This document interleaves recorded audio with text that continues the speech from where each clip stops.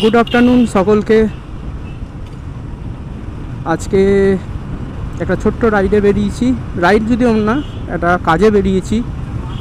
কাজটা হচ্ছে এই যে আজকে বাসুকিকে একটা ক্র্যাশ গার্ড লাগাবো। আর ভাইয়ের গাড়িতে ও বললো যে ফ্ল্যাশ লাগাবে, ফ্ল্যাশ মানে ফগ লাইট লাগাবে, ফগ লাইট লাগাবে।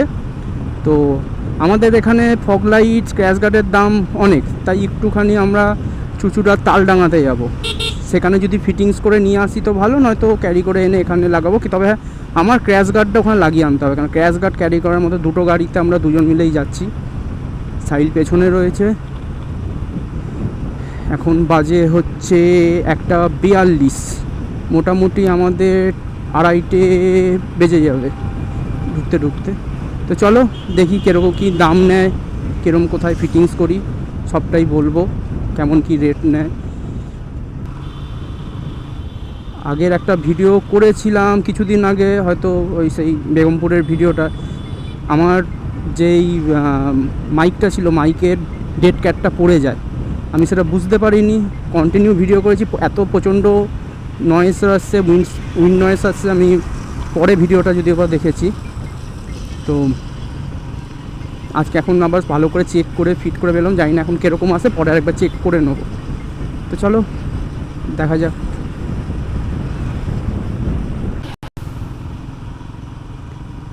এই ভেতরের রাস্তাটা সোজা উঠছে দিল্লি রোডের দিকে।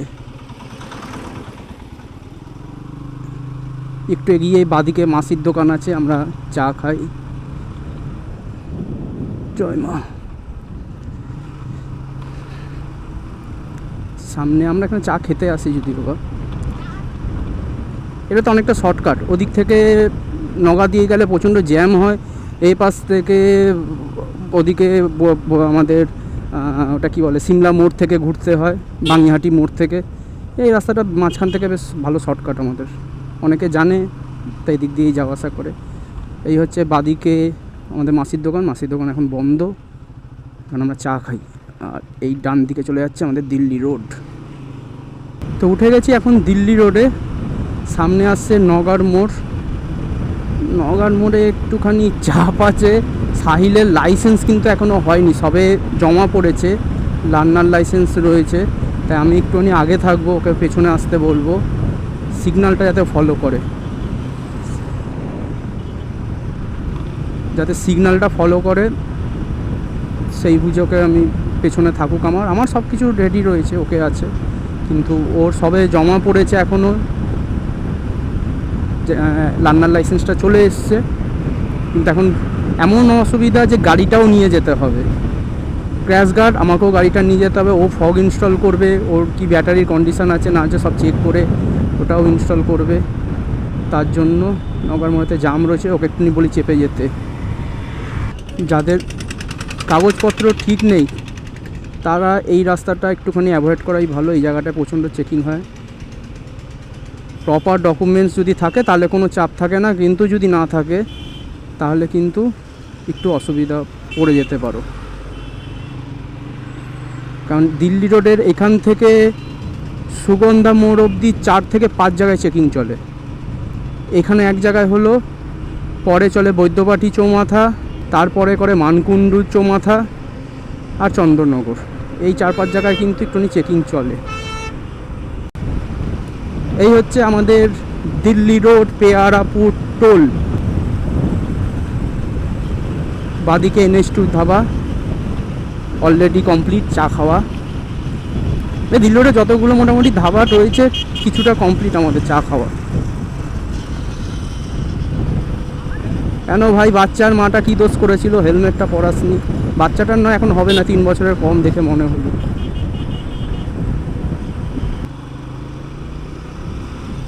কিছুদিন আগে খবরে দেখাচ্ছিল একটা লরিতে আগুন লেগে গেছিলো, ঠিক এই জায়গাতেই, একটু এগিয়ে গিয়ে ওই যে লরিগুলো দাঁড়িয়ে রয়েছে তার বাদিক করে আগুন লেগে গেছিলো। সেই দিনকেও আমি পাস হচ্ছিলাম ওখান থেকে, আমি সুগন্ধাতে ছিলাম সেদিনকে, সেই সুগন্ধা থেকে আমি পাস হচ্ছিলাম। এই রাস্তাটা এখনও কমপ্লিট হয়নি যেহেতু, ওই জন্য এখান থেকে একটুখানি সিঙ্গেল লেনে যেতে হবে, তারপরে আবার এই পাশ থেকেও যাওয়া যায়, কিন্তু রাস্তাটা খারাপ। সামনে পেয়ারপুর পার্কিং, আর ঠিক এই জায়গাতে গাড়িটা আগুন লেগে গেছিলো একটা লরিতে। এটা সিঙ্গেল লেন, কিন্তু জায়গাটা খুব ভালো লাগে। এই ব্রিজটা তোকে আরেকটা আছে, সেটা হচ্ছে শিবম ধাবার ঠিক আগে করে, ওই জায়গাটাও খুব ভালো লাগে। এই ব্রিজটা বহুদিন ধরে হচ্ছিল, বহুদিন ধরে, তাও একটা কমপ্লিট হয়েছে, এই সাইডটা এখনও কমপ্লিট হয়নি। আমি ছোট থাকতে যখন বাবার চেতাক স্কুটার ছিল, কাঁচরাপাড়া যেতাম, মামাবাড়ি আমার কাঁচরাপাড়ায়, তো ওই চেতাক স্কুটারে করে সাইডের এই জায়গাটা দিয়ে যেতাম, তখন এই ব্রিজের কাজটা হচ্ছিল।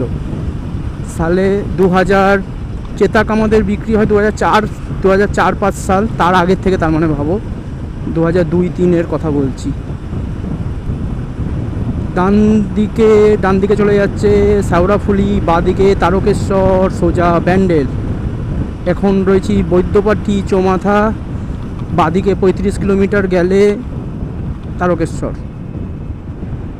হর হর মহাদেব। কিন্তু আজকে প্রচণ্ড সব সিগন্যালগুলোকে পাচ্ছি, কি অবস্থা। সাহিল আবার পেছনে চলে গেছে, ওই যে কাকু ঘুরছে, মামা ঘুরছে যাচ্ছে। আমি 3-4 কিলোমিটার এগিয়ে আসলাম, সাহিলকে এখন দেখা পাচ্ছি না, কোথায় ছিল কে জানে। এই এখন আসছে, গাড়িটা আর একটু হলেই পাল্টি খেত, এত ওভারলোডিং গাড়ি যাচ্ছে। পেছনের ডালা থেকেও বেশি মালপত্র নিয়েছে, দেখে তো মনে হচ্ছে ছোটা হাতি।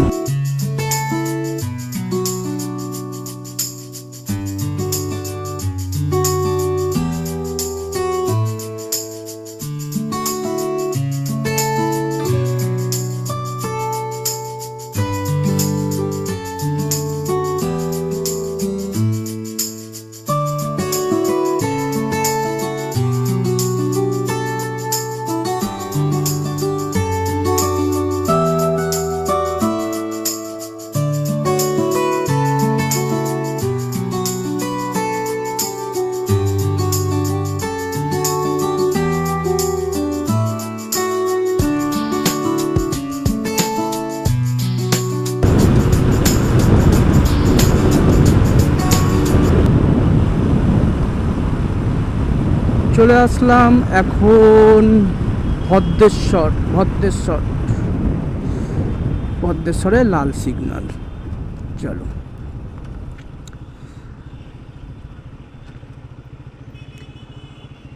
এই হচ্ছে ভদ্রেশ্বর চৌমাথা।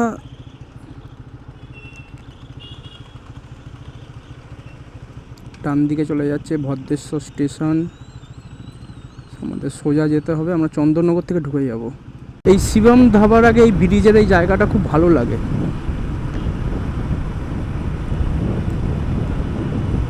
বেশ সুন্দর জায়গাটা, ব্রিজটা ক্রস করতে খুব ভালো লাগে।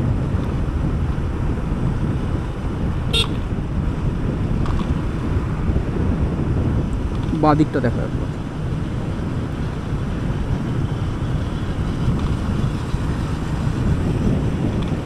এদিকে একটা বড় কোম্পানিও হয়েছে, কি কোম্পানি জানি না। সামনে আগে জায়গাটা দেখলাম জলাদ ছিল, এখন কোম্পানি হয়ে গেছে, একটা বড় একটা হাব হয়েছে।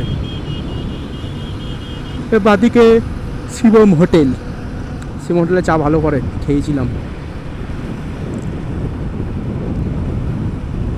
সামনে আসছে মানকুণ্ডু চৌমাথা, এটা কিন্তু এখানেও ভরপেটটা মামারা ধরে, এখানেও ভরপেটটা মামারা আমাকে ধরেছিল একবার, যদিও বা কারণ বশত আমার কাছে তখন কিছুই ছিল না, মেডিকেল ইস্যুর জন্য আমি গাড়িটা নিয়ে বেরিয়েছিলাম, আমার গাড়ি ছিল না, শালাবাবু স্কুটি নিয়ে বেরিয়েছিলাম, আমাকে ধরেছিল। কিন্তু অফিসারটা খুবই ভালো ছিল, আমাকে আমি যখন সব ডকুমেন্টস দেখাই উনি আমাকে হেল্প করেছিল, বলেছিল চলে যাও, আস্তে আস্তে সাইড দিয়ে চলে যাও। কিন্তু এই জায়গাটা একটু চাপের আছে, সাহিলও মনে আমার পিছনে আছে। হ্যাঁ, যেখানে বাঘের ভয় সেখানে সন্ধে হয়, ওকে বললাম সিগন্যাল ফলো করে এগোতে, যদি আবার নেই আজকে, তাও এই গাড়িটার পেছন করেই দাঁড়াবো। এই ডিস্টেন্সটা সবচেয়ে ছোট, এই মানকুণ্ডু থেকে চন্দননগর। এখান থেকে চন্দননগরের হয়তো ক্যামেরাতে দেখা যাচ্ছে না, চন্দননগরের চৌমাথাটা দেখা যাচ্ছে। চন্দননগর থেকে আমরা ডান দিকে ঢুকে যাব, আর চন্দননগরে ঢোকার পর একটা আমবাগান আছে, আমবাগানটাতে অনেক স্মৃতি আমাদের জড়িয়ে রয়েছে ছোটোবেলায়, অনেক স্মৃতি, মানে এই গাড়ি নিয়েই অনেক স্মৃতি আমাদের জড়িয়ে রয়েছে। চলো আমবাগানটাকে দেখাই, তারপরে কথা বলছি। চলে আসলাম চন্দননগর চৌমাথা। চন্দননগর চৌমাথাতে এখন রয়েছে, এখন আমরা ডান দিকে চলে যাব।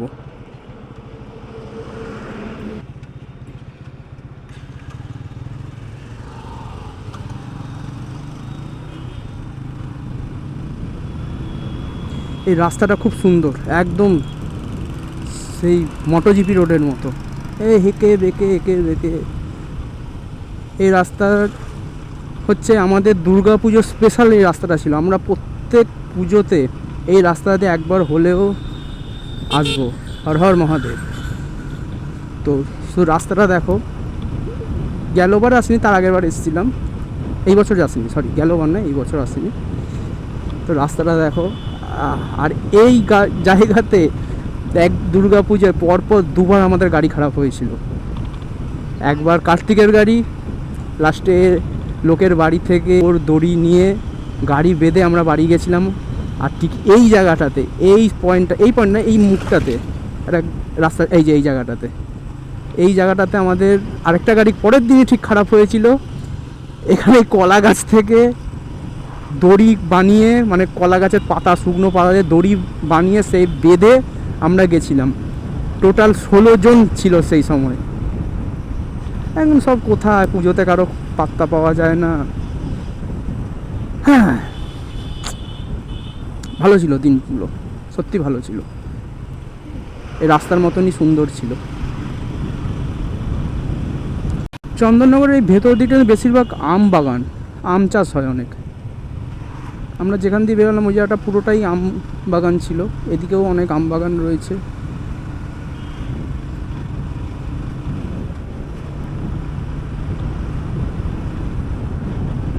শুধু আম বাগান না, বাঁশ বাগানও রয়েছে, কত বড় বাঁশ বাগান। এখানে ফিস্ট করে মজা, গরমকালে এসে ফিস্ট করে হেভি মজা।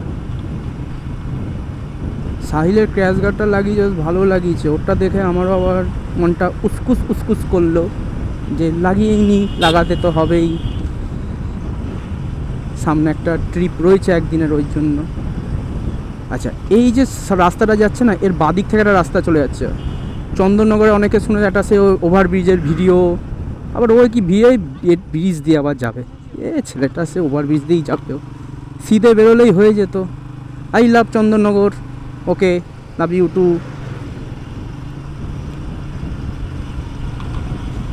এই ব্রিজটার অনেক কাহিনী আছে। যদি সাইল এপাশ দিয়ে ঢুকলো তাহলে ব্রিজটা কাহিনী বলি।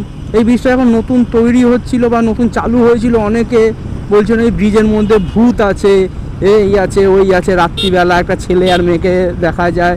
ভাই 2-3 বার ব্রিজে ঘুরে এসেছি, কিচ্ছু নেই ওইসব ফালতু কথা। আর জায়গাটা দেখ, রাস্তাটা খুবই সুন্দর, মনোমুগ্ধ ভিউ, মনোমুগ্ধ ভিউ। আচ্ছা, তো ভিউ ভালো বলে যে গাড়ি শুয়ে, হ্যাঁ, মোটোজিপির মতো নিয়ে যাব সেগুলো নয়, ফিল নাও। বেশ সুন্দর রাস্তাটা। এরপরে চলে যাচ্ছে, এটা সোজা ব্রিজে উঠছে। তো হ্যাঁ, যেটা বলছিলাম, আসলে জায়গাটা এত সুন্দর না, দেখতে দেখতে মেন টপিক থেকে বেরিয়ে গেছি।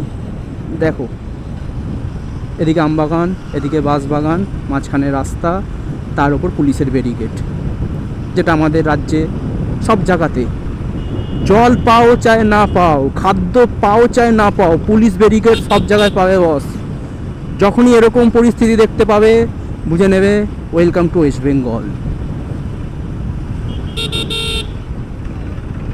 একটা চায়ের দোকান আছে, চায়ের দোকান দেখলে মনটা উসকুস করে আমার। তো এই এবার চলে আসি মেন টপিকে। এই জায়গাটাতে মানে এই ব্রিজটা যখন হয় তখন অনেকে আছে এই ব্রিজে নাকি একটা ছেলে আর মেয়ের ভূত দেখা যাচ্ছে, এই দেখা যাচ্ছে, ওই দেখা যাচ্ছে, নাকি অ্যাক্সিডেন্টে একটা, হ্যাঁ, মারা গেছিলো একটা, শুনেছিলাম, খবরে দেখেছিলাম, কতটা সত্যি জানি না। একটা দেখেছিলাম পোস্ট, যেরকম অ্যাক্সিডেন্ট হয়েছিল, একটা ছেলে মারা গেছিল। কিন্তু খারাপ জিনিসটা, সত্যি খারাপ। একটা কেউ যখন এরমভাবে চলে যায় খারাপ। কিন্তু তাই বলে যে তাকে দেখা গেছে বা সেরকম কাউকে দেখা গেছে, এগুলো একটা মিথ্যা ইয়ে। আমরা গেছি, কে দেখেছে ভাই জানি না, আমরা গেছিলাম কিচ্ছু নেই, রিল্যাক্সে আসো, জায়গাটাকে এনজয় করো, এটাই হচ্ছে মেন কথা। আমরা রাত্রিবেলাও এসছি, দুর্গাপুজোর সময়ও এসছি, ফাঁকা নর্মাল টাইমেও আমরা এসছি, ঘুরে গেছি, রাত্রির 12টার সময় এসেও ঘুরে গেছি। কি সুন্দর জায়গাটা।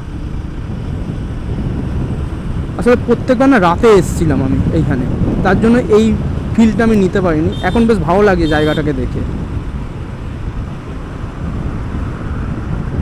এই সামনের রাস্তাটা আগে খুব খারাপ ছিল, সুরজিতের চক্করে একবার ওই রাস্তাটা আমরা ঢুকে গেছিলাম, খারাপ রাস্তাটায়। এখন জানি না কীরকম হয়েছে।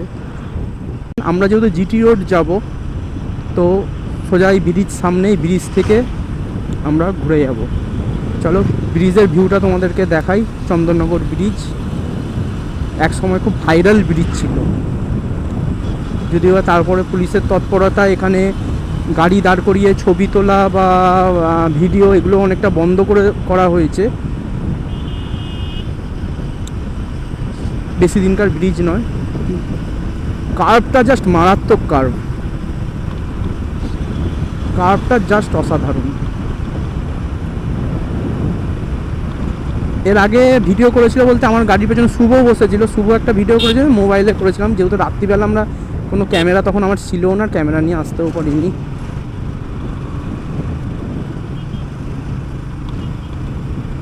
এই কার্ভটা হেভি কার্ভ, এইখানটাতেই হচ্ছে যত কাণ্ড। মির্জাপুরে এরম গিয়ে এরমভাবে ঘুরেছে।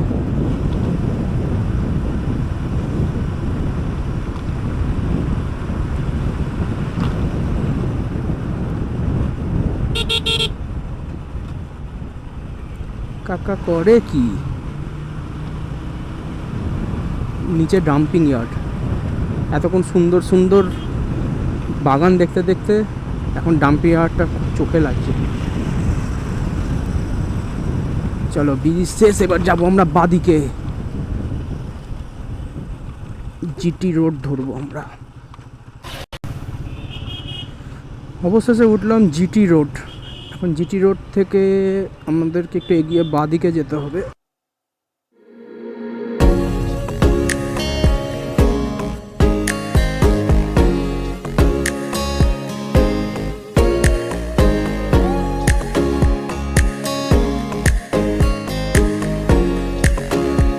আমরা নিলাম বাদিকে, ইয়াম্মার এই হচ্ছে শোরুম, তার ঠিক অপোজিটে তারামা অটো। এইখানেই আমাদের কাজ করাবো স্ক্র্যাচ গার্ডেরটা, দেখি কি বলে।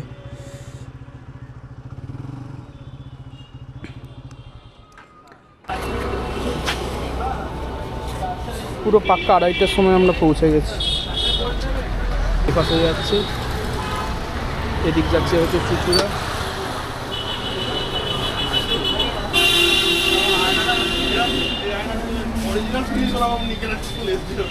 একটা দিন ওটা তো দিয়েছে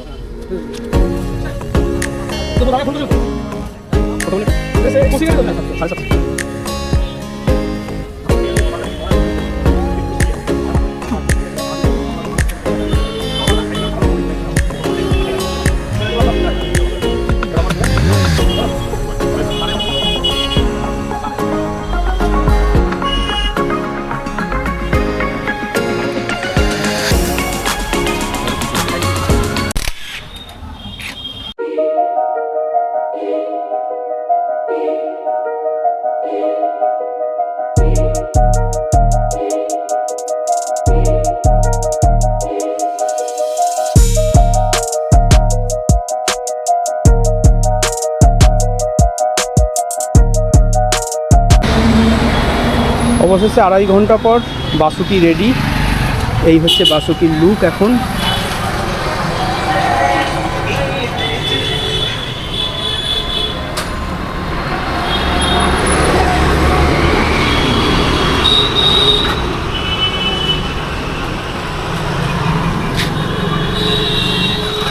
বিভৎস লাগছে, জাস্ট বিভৎস লাগছে।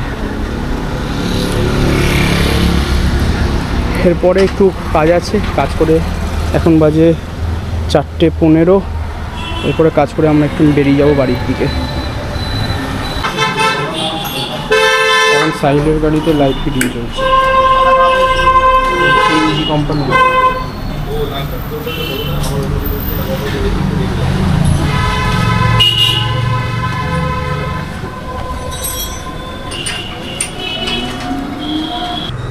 মোটামুটি বাসুকি রেডি হয়ে গেছে আমার।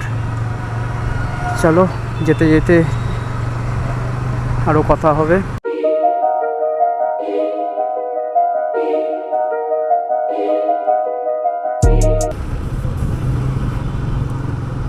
এখন বাজে 5টা 8 আর আমরা এখন রয়েছি চুচুড়া ঘড়ির মোড়।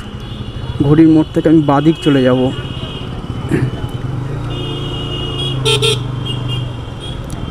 তোমরা দোকানের অ্যাড্রেসটা সবাই দেখেছো, যদি কেউ কাজ করানোর হয় আমি অ্যাড্রেস বলে দিয়েছি, সেই অ্যাড্রেসে চলে আসো। দাদার ব্যবহার খুব ভালো, জিনিস জেনুইন পাওয়া যায়। দাম, আমি যেই ক্র্যাশ গার্ডটা লাগিয়েছি, এই ক্র্যাশ গার্ড অনেক পাবে, যে কোনো বাইকের পাবে, অনেক ধরনের রয়েছে। সাধারণত আমি যেটা লাগিয়েছি 180-তে 1300 টাকার ছিল, 1500 টাকার ছিল, 1800 টাকার ছিল। তো আমি RTR-এর একটা মডেল, যেটা RTR-এর লেখা রয়েছে, মানে কোম্পানির মডেলের মতো লাগছে, এটা একটুখানি লাগিয়েছি 1600 টাকা দিয়ে। ভালো জিনিসটা। আর দাদার সাথে কথা বললাম, দাদা বলল যদি চেনা পরিচিত কেউ থাকে তাকে বলো আসতে। এখন মিও মোড়ে এসেছি, চুচুড়ার মিও মোড়ে। এখান থেকে একটু কেক নেব।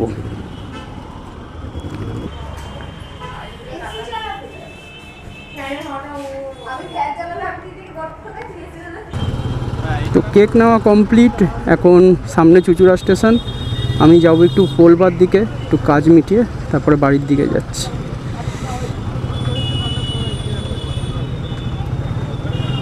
বাড়ি যেতে এখনও মোটামুটি আমার 40 থেকে 45 মিনিট লাগবে, আরও বেশি তো কম না। এই জায়গাটা তো ঘিঞ্জি জায়গা।